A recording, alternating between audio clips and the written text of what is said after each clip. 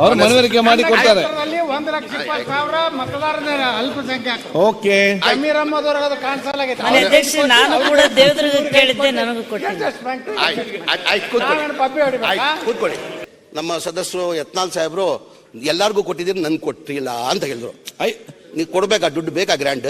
Muslim ತಾವಾಗಿ ತಾವು MLA ಆಯ್ಕೆ ಆದ್ಮೇಲೆ ಯಾವ ಬುರ್ಕಾ ಆಗಿರೋ ಮಿನಿಸ್ಟರ್ ಅವರೇ, ನೀವು ಕ್ವಶನ್ ಉತ್ತರ ಕೊಡಿ. ನಾವು ಮುಸ್ಲಿಂ ಕೆಲಸ ಮಾಡೋದು ನೀವು ಹೇಳಿ. ಹೆಂಗ್ ಕೊಡೋದು ಹೇಳಿ ನೀವು, ಹೆಂಗ್ ಕೊಡೋದು? ನಾವು ನಿಮ್ ಕ್ಷೇತ್ರದಲ್ಲಿ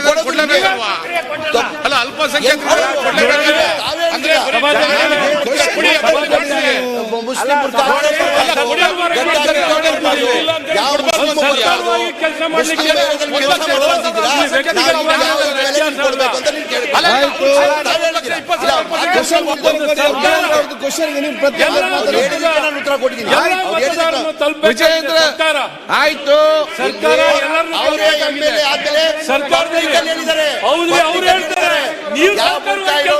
ವಿಜಯೇಂದ್ರ ಹೆಚ್ಚಿನ ಸಂಖ್ಯೆಯಲ್ಲಿ ಅಲ್ಲಿ ಅವ್ರ ಕ್ಷೇತ್ರದಲ್ಲಿ ಅಲ್ಪಸಂಖ್ಯಾತರಿದ್ದಾರೆ, ಕೊಟ್ಟು ಕೆಲಸ ಮಾಡಲ್ಲ ಅಂತ ಅವರೇ ಹೇಳೋದು.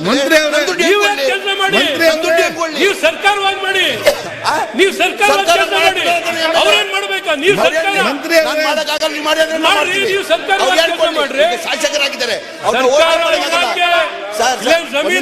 ಒಂದ್ ನಿಮಿಷ ಸರ್, ಅವರು ಶಾಸಕರಾಗಿದ್ದಾರೆ, MLA ಆಗಿದ್ದಾರೆ, ಅವ್ರು ಬಿಟ್ಟು ಕೆಲಸ ಮಾಡಕ್ಕಾಗಲ್ಲ. ನಾನು ಮಾಡಕ್ಕಾಗಲ್ಲ ಅಂತ ನಾನು ಮಾಡ್ತೀನಿ. ಇದು ಹೇಳಿದ್ರಿ. ಒಂದೇ ನಿಮಿಷ ಅಲ್ಲ ಸರ್, ನಮ್ ಕ್ಷೇತ್ರದಲ್ಲಿ ಯಾರು ಮಾಡ್ತಾರೆ ಸರ್? ಜಮೀರ್ ಭಾಯ್ ಸರ್, ಅಲ್ಲ ಜಮೀರ್ ಭಾಯ್ ಅವರು ಸಾಮಾನ್ಯವಾಗಿ ದೊಡ್ಡ ಮನಸ್ಸಿರೋರು, ಹಂಗೇನು ಇದು ಮಾಡೋರಲ್ಲ. ಅದಕ್ಕೆ ಯಾಕೆ ಹಿಂಗ್ ಮಾಡಿದ್ರು ಗೊತ್ತಿಲ್ಲ, ಅದನ್ನ ಸರಿಪಡಿಸಿ. ಆಮೇಲೆ ನಮ್ಗೇನು 5 ಕೋಟಿ ಕೊಟ್ರಿ ನನಗಂತೂ ಗೊತ್ತಿಲ್ಲ.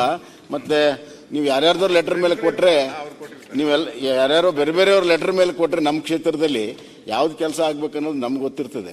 ನೀವು ಯಾವ್ದಾದ್ರು ಬೇರೆ ಬೇರೆಯವ್ರ ಲೆಟರ್ ಕೊಟ್ಬಿಟ್ರೆ ಕಷ್ಟ ಆಗ್ತದೆ. ಅದೊಂದು ಆಗಬಾರ್ದು ಸರ್. ಹೇಳ್ದಂಗೆ 5 ಕೋಟಿ ಆಗೋದಿಲ್ಲ. ಮನೆ ಮಾಜಿ ಯಾರೋ ಗುತ್ತಿಗೆದಾರ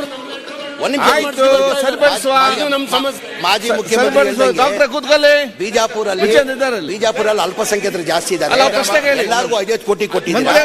ನೀವು ಅಲ್ಲಿ ಜಾಸ್ತಿ ಕೊಡ್ತಾರೆ. ನಾನು ಅವ್ರ ಪತ್ರನೂ ಕೊಟ್ಟಿಲ್ಲ. ಎತ್ತಲ್ ಸರ್ ಪತ್ರ ಕೊಟ್ಟಿದ್ದೀರ, ಪತ್ರನೂ ಇದುವರೆಗೂ ಕೊಟ್ಟಿಲ್ಲ. ಈಗ ಆಯ್ತು, ಎಲ್ಲ ಒಂದೆರಡು ಸಂತೋಷ ಖುಷಿ ಬಂತು. ತಾವೇ ಮುಖ್ಯಮಂತ್ರಿ ಅವತ್ತೇ ಈ ಬುದ್ಧಿ ಹೇಳ್ಬಿಟ್ಟಿದ್ರೆ ಏನಪ್ಪ ಈ ತರ ಹೇಳಿಕೆ ಕೊಟ್ಟಿದ್ದಾರೆ ಅಂದ್ರೆ ಅವಾಗ 5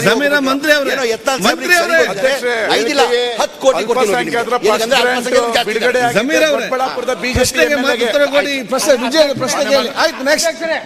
ಈಗ 10 ಕೋಟಿ ರೂಪಾಯಿ ಕೊಡ್ತೀನಿ. ಬಿಜೆಪಿ ಅವರಿಗೆ ಅವ್ರ ಸದನದಲ್ಲಿ ಅವನ್ ರೆಕಾರ್ಡ್ ಹೇಳಿದ್ರೆ 10 ಕೋಟಿ ಕೊಡ್ತೀನಿ ಅಂತಾರೆ. ಅವರಿಗೆ